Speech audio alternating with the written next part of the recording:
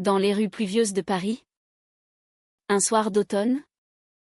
Émilie poussa la porte d'un sauna discret du Marais.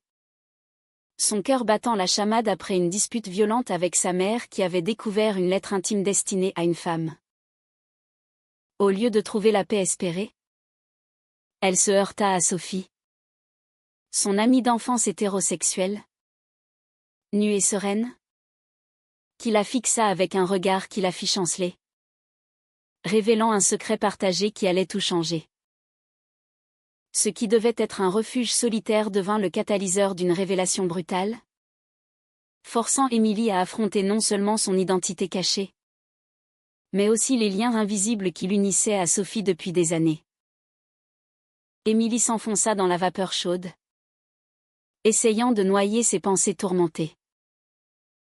À 28 ans, elle vivait une double vie, avocate prometteuse dans un cabinet prestigieux de la capitale, fille modèle d'une famille catholique conservatrice de la banlieue lyonnaise. Mais ce soir-là, la lettre qu'elle avait imprudemment laissée traîner sur son bureau avait tout fait basculer. Sa mère, en visite surprise, l'avait lue. Et les mots d'amour adressés à Camille, une collègue avec qui elle avait eu une brève liaison, avaient déclenché une tempête. C'est contre nature. Tu nous déshonores, avait hurlé sa mère. Les larmes aux yeux. Avant de claquer la porte, laissant Émilie seule avec son désarroi. Le sauna, avec ses murs carrelés et son air étouffant, semblait l'endroit idéal pour se cacher. Elle s'assit sur un banc de bois, enveloppée dans une serviette, les yeux fermés, quand une voix familière la fit sursauter. Émilie, c'est bien toi? Sophie, sa meilleure amie depuis le lycée, se tenait là, les cheveux humides collés à son front, un sourire surpris aux lèvres. Sophie, 30 ans, mariée à un ingénieur stable, mère d'un petit garçon de 2 ans, incarnait tout ce qu'Émilie enviait et redoutait, une vie hétéronormative parfaite, sans fissures apparentes. Qu'est-ce que tu fais ici, balbutia Émilie, sentant une bouffée de panique monter. Sophie s'assit à côté d'elle, ignorant la gêne palpable. J'avais besoin d'un moment pour moi. Le travail, la famille. Tu sais ce que c'est. Mais Émilie ne savait pas. Elle n'avait pas de famille à elle. Pas d'enfant. Seulement des secrets qui la rongeaient. La conversation dérapa rapidement quand Sophie remarqua les yeux rougis d'Émilie. Qu'est-ce qui ne va pas? Raconte-moi. Hésitante. Émilie se confia. Les mots sortant en cascade. La lettre. La dispute. Le poids de son orientation sexuelle qu'elle avait toujours niée publiquement. Sophie écouta. Sans jugement apparent. Mais ses yeux trahissaient une émotion plus profonde.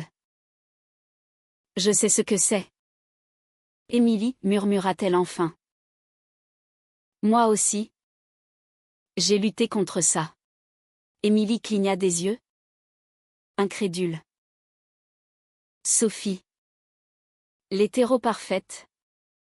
Avouait avoir eu des sentiments pour des femmes dans sa jeunesse. Des attirances qu'elle avait réprimées pour correspondre aux attentes sociales. Mais j'ai choisi la sécurité, ajouta-t-elle. Une pointe de regret dans la voix. Cette révélation ébranla Émilie. Au lieu de la réconforter, elle alluma une étincelle de colère. Pourquoi Sophie avait-elle capitulé si facilement? Pourquoi avait-elle construit une vie basée sur un mensonge? Alors qu'Émilie se battait chaque jour pour être authentique? Même dans l'ombre? La tension monta. Et dans la chaleur oppressante? Leurs mots devinrent des armes. Tu es lâche, lança Émilie. Les larmes coulant. Sophie se raidit. Mais au lieu de riposter, elle posa une main sur l'épaule d'Émilie. Peut-être. Mais regarde où ça t'a mené. Seule. Blessée. Le soir même. Après avoir quitté le sauna ensemble, elles marchèrent sous la pluie jusqu'à l'appartement d'Émilie dans le 11e arrondissement. La conversation se poursuivit autour d'un verre de vin, révélant des couches de leur amitié qu'elle n'avait jamais explorées. Sophie admit que son mariage avec Julien était plus une façade qu'une passion. Un choix dicté par la pression familiale et sociétale. Mes parents m'auraient renié si j'avais suivi mon cœur, confia-t-elle. Émilie, touchée, partagea ses propres batailles, les regards suspicieux au travail, les amis qui s'éloignaient, la peur constante d'être découverte. Mais au fil de la nuit, une attirance mutuelle émergea, subtile mais palpable. Sophie, curieuse de ce qu'elle avait réprimé, posa des questions intimes sur les relations d'Émilie avec les femmes. Émilie, vulnérable, répondit avec honnêteté, sentant une connexion plus profonde se former. Pourtant, le matin venu, Sophie rentra chez elle, laissant Émilie avec un mélange d'espoir et de confusion. Était-ce le début de quelque chose? Ou juste une illusion née de la crise? Les jours suivants, Émilie évita sa famille, ignorant les appels de sa mère. Au bureau, elle se concentra sur un dossier complexe impliquant une discrimination sexuelle.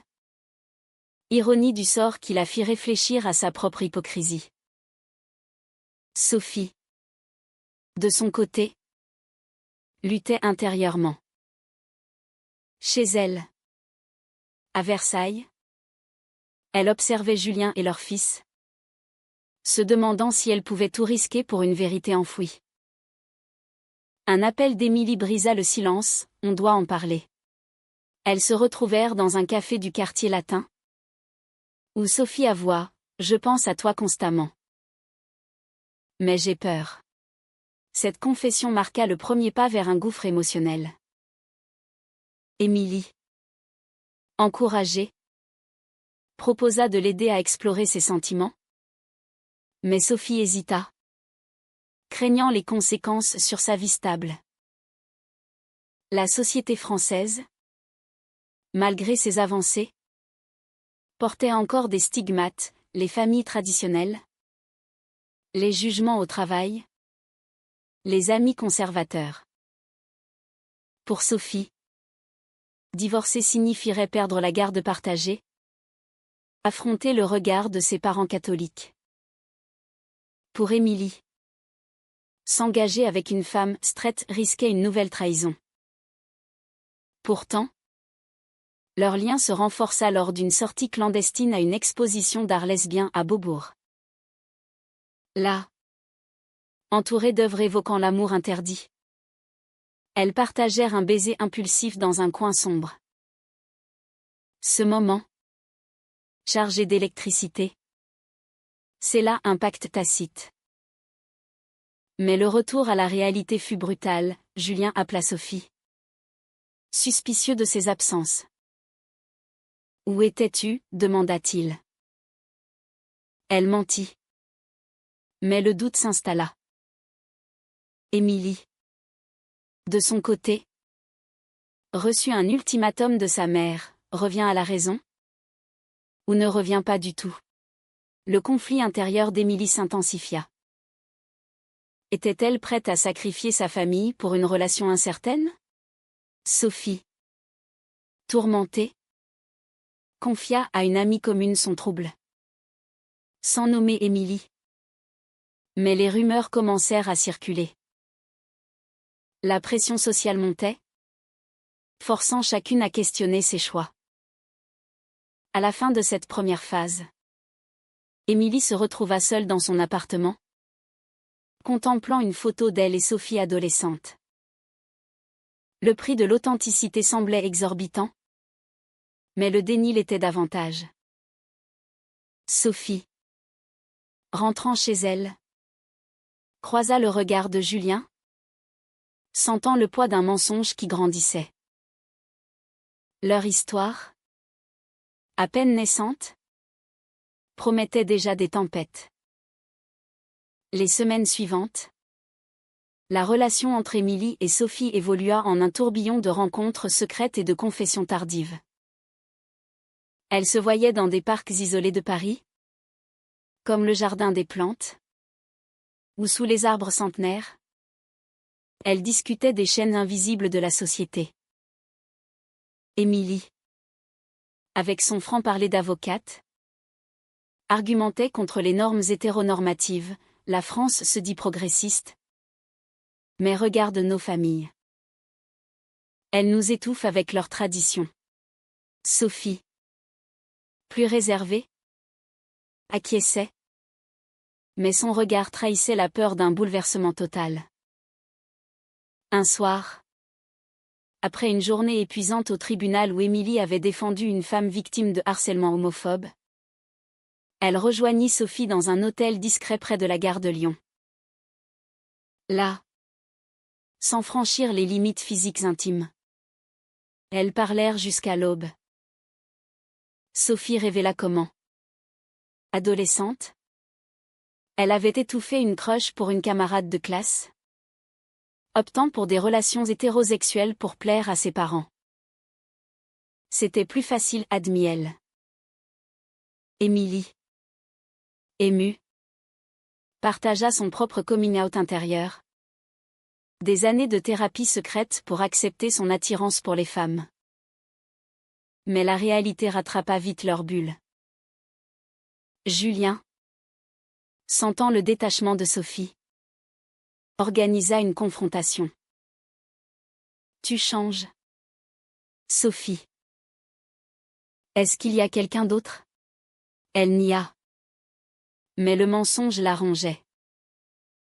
Le lendemain, elle confia à Émilie, « Je ne peux pas continuer comme ça.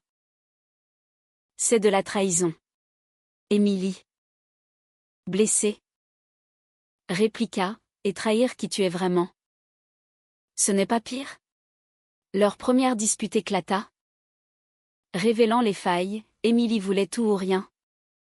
Sophie cherchait un équilibre impossible. La pression familiale s'intensifia pour Émilie. Son père, un retraité strict de Lyon, l'appela, « Ta mère est dévastée. Reviens-nous. » Ma fille. Émilie raccrocha. Les larmes aux yeux, se sentant comme une paria. Elle se tourna vers son travail, plaidant avec ferveur pour des causes LGBTQ+, canalisant sa douleur en action.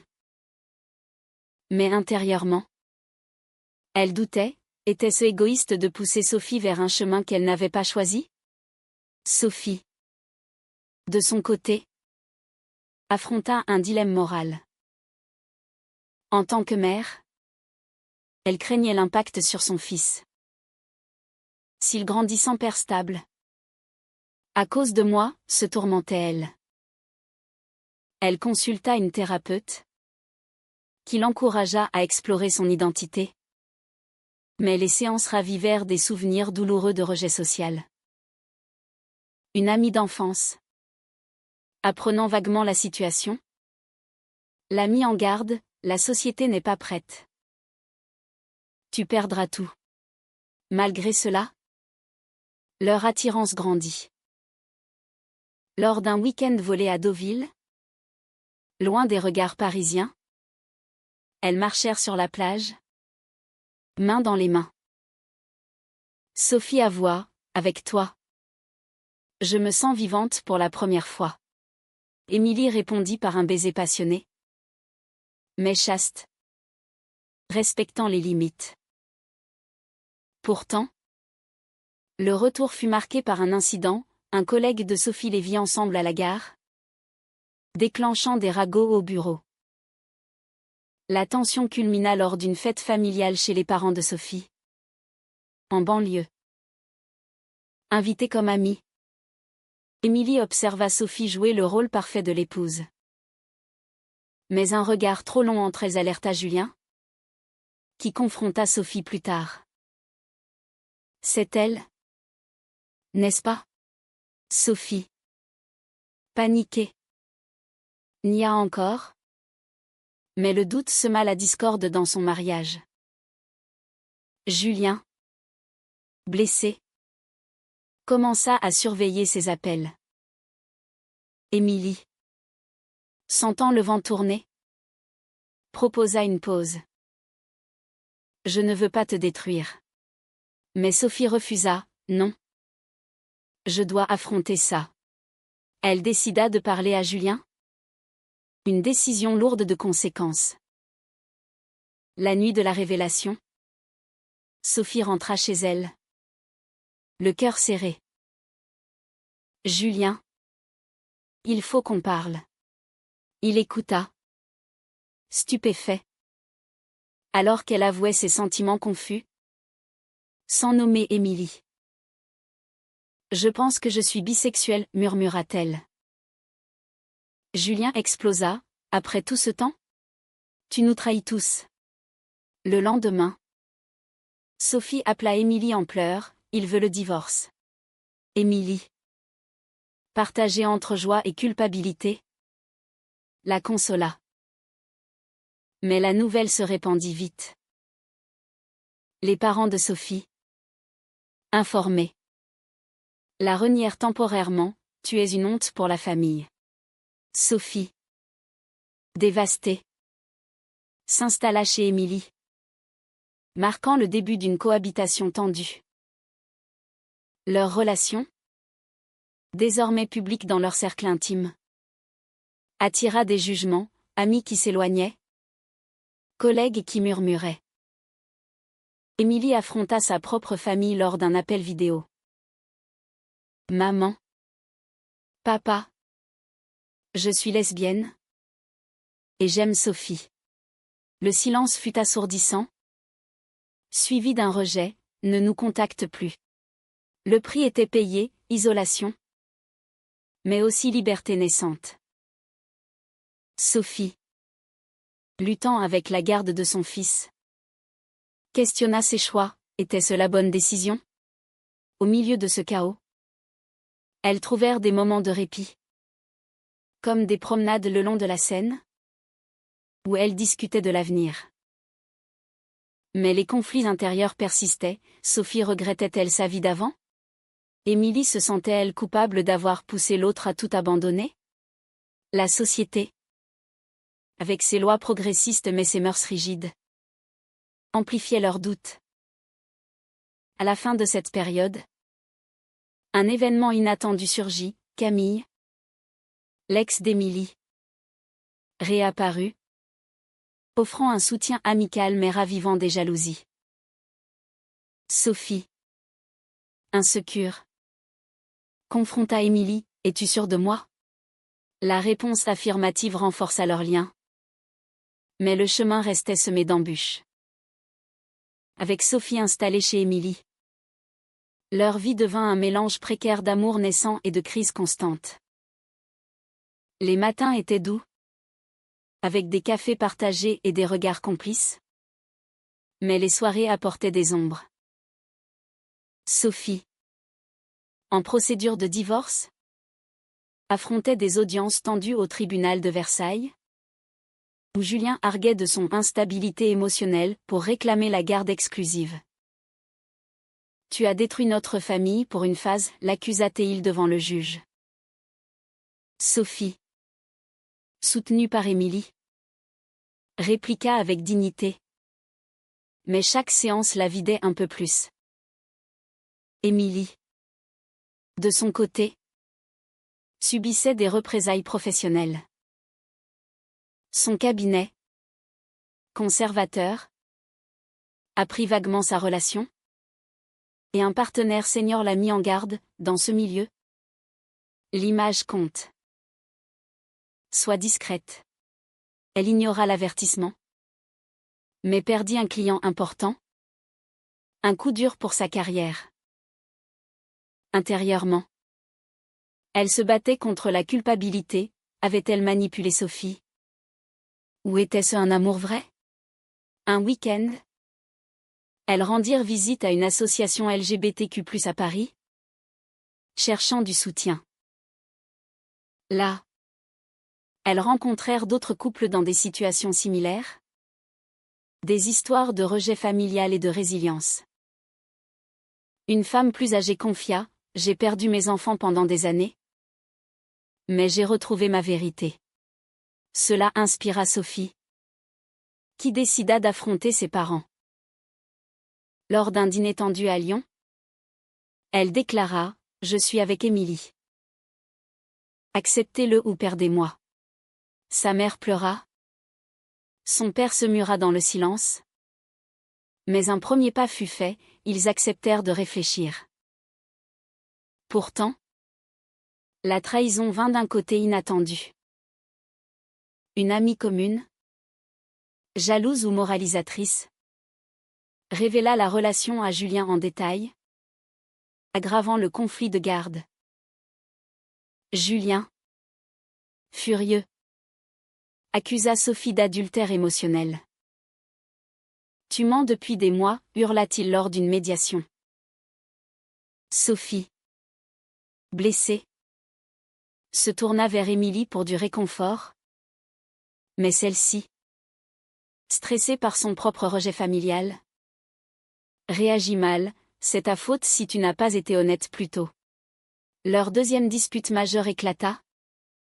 Révélant des fissures, Sophie accusait Émilie d'être trop exigeante. Émilie reprochait à Sophie son hésitation passée. La réconciliation vint lors d'une nuit d'insomnie, où elles se confièrent leurs peurs les plus profondes. Sophie admit: « J'ai peur de regretter. » Émilie répondit: « Moi aussi. Mais ensemble, on est plus fortes. » Elles décidèrent de consulter une thérapeute de couple, spécialisée dans les transitions identitaires. Les séances mirent en lumière les motins haussés. Était-il juste de briser une famille pour un amour personnel? La thérapeute posa: « Le bonheur individuel vaut-il le sacrifice collectif ?» Pendant ce temps, la société pesait lourd. Des manifestations pour les droits LGBTQ+ à Paris les motivèrent. Mais des commentaires homophobes en ligne, après une photo volée, les blessèrent. Émilie, combative, répondit publiquement sur les réseaux, gagnant des alliés mais perdant des amis. Sophie, plus vulnérable, se replia, questionnant si la visibilité en valait la peine. Un tournant survint quand le fils de Sophie, lors d'une visite, demanda: « Pourquoi maman est triste ?» Sophie, les larmes aux yeux, expliqua simplement: « Maman aime quelqu'un d'autre maintenant. » L'enfant, innocent, accepta. Mais Julien utilisa cela contre elle au tribunal. Le juge, progressiste, opta pour une garde partagée, un soulagement partiel. Émilie, inspirée, organisa une confrontation avec sa famille. À Lyon, autour d'une table, elle plaida: « L'amour n'a pas de genre. Acceptez-moi. » Sa mère, émue, céda légèrement: « Donne-nous du temps. » Son père resta rigide. Mais une brèche s'ouvrit. Pourtant, une nouvelle épreuve surgit. Camille proposa à Émilie un poste dans un cabinet plus libéral, avec une ambiguïté flirtante. Émilie refusa. Mais Sophie, apprenant cela, explosa de jalousie: « Tu as encore des sentiments pour elle ?» Émilie nia. Mais le doute s'installa, menant à une séparation temporaire. Sophie rentra chez ses parents, laissant Émilie seule avec ses regrets.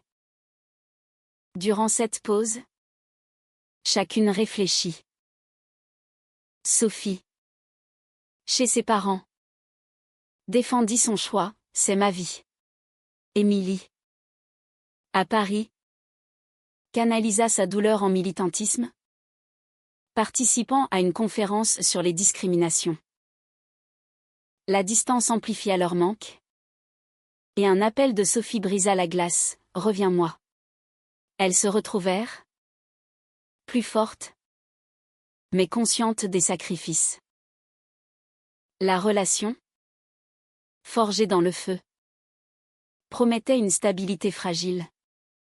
Mais les ombres du passé persistaient. La réconciliation marqua un nouveau chapitre. Mais les défis persistèrent. Avec la garde partagée établie, Sophie passait des semaines alternées avec son fils, équilibrant sa nouvelle vie avec Émilie.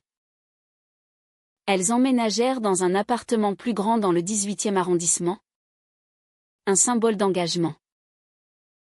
Pourtant, les interactions avec Julien restaient tendues, il acceptait à contre-cœur. Mais ses remarques acerbes blessaient Sophie, tu as choisi l'égoïsme. Émilie, promue malgré les ragots, affronta un cas emblématique, défendre une employée lesbienne licenciée pour son orientation. Cela la confronta à ses propres peurs. Et elle gagna, boostant sa confiance. Mais chez elle, les conflits intimes surgissaient. Sophie, encore en deuil de sa vie d'avant, avait des moments de doute, et si c'était une erreur? Émilie, patiente, la rassurait. Mais intérieurement, elle craignait une trahison. Une crise majeure éclata lors d'une fête d'anniversaire pour le fils de Sophie. Julien invita Émilie. Un geste de paix forcé. Mais la tension était palpable. Une dispute éclata quand Julien lança « Tu as volé ma femme ». Émilie riposta, elle s'est libérée. Sophie, coincée, prit le parti d'Émilie. Mais le soir, elle confia « Je me sens déchirée ». Cela mena à une thérapie intensive, où elles explorèrent les dommages collatéraux de leur choix. La société amplifia les pressions.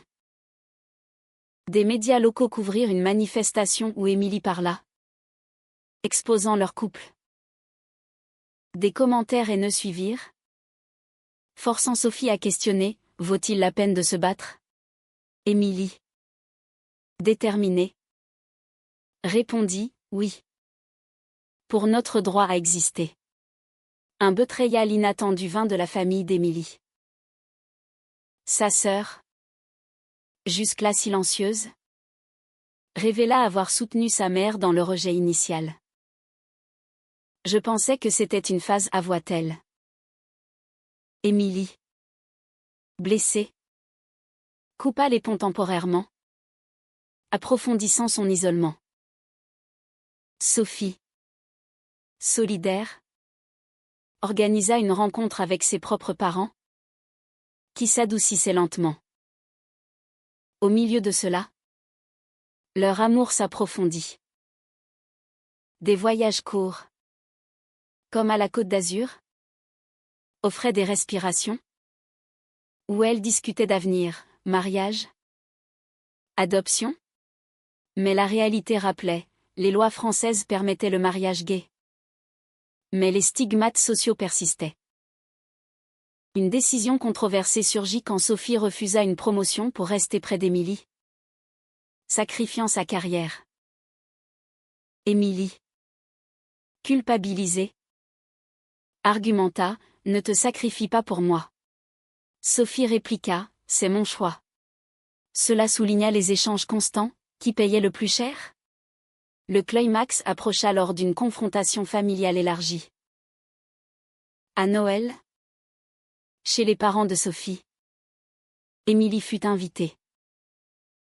Julien y était avec leur fils, créant une dynamique explosive.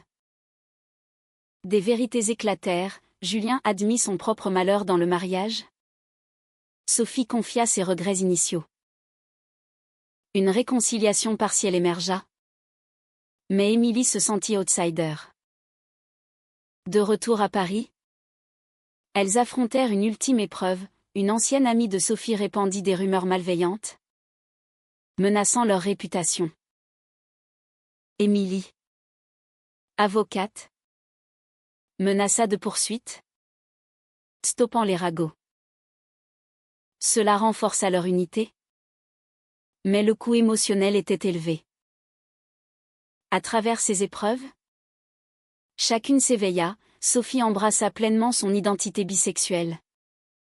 Émilie apprit la patience. Leur relation, testée, devint un phare. Mais les cicatrices restaient.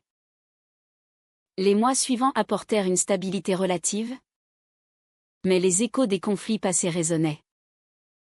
Sophie, pleinement intégrée dans sa nouvelle vie, milita aux côtés d'Émilie dans des associations, transformant sa douleur en action. Elles participèrent à la Pride de Paris, main dans la main. Un acte de défiance contre les normes. Pourtant, des doutes subsistaient. Sophie rêvait parfois de sa vie d'avant. Émilie craignait l'abandon. Un événement pivotal survint quand la mère d'Émilie, malade, appela « J'ai besoin de te voir ». Émilie, hésitante, se rendit à Lyon avec Sophie. La rencontre fut émotive. « Je t'aime ?» Malgré tout, murmura sa mère. Son père, adouci, accepta tacitement. Ce pardon partiel guérit des blessures, mais souligna les sacrifices, des années perdues en silence. Sophie, inspirée, renforça ses liens avec son fils, expliquant l'amour diversifié. Julien, remarié, trouva la paix, permettant une coparentalité harmonieuse. Mais la société testait encore. Un collègue d'Émilie la discrimina subtilement, menant à une plainte interne qu'elle gagna, affirmant sa résilience. Leur relation culmina en une proposition. Émilie demanda Sophie en mariage lors d'un dîner romantique sur une péniche de la Seine. « Veux-tu m'épouser ?» Sophie, larmes aux yeux, accepta. La préparation du mariage raviva des tensions, famille réticente, amis divisés. Mais elles persistèrent, célébrant dans une petite cérémonie à la mairie du 4e, entourées d'alliés. Pourtant, le bonheur était teinté de réflexion. Sophie confia « J'ai payé cher. Mais je ne regrette pas. » Émilie répondit « Moi non plus. » Elles adoptèrent un mode de vie authentique, voyageant, militant, inspirant d'autres. À la fin, après des années de tourments, elles regardèrent en arrière, les trahisons, les sacrifices, les éveils. Leur histoire, un témoignage de courage, posait une question lancinante, est-il toujours juste de prioriser son authenticité personnelle au détriment des liens familiaux et sociaux traditionnels ?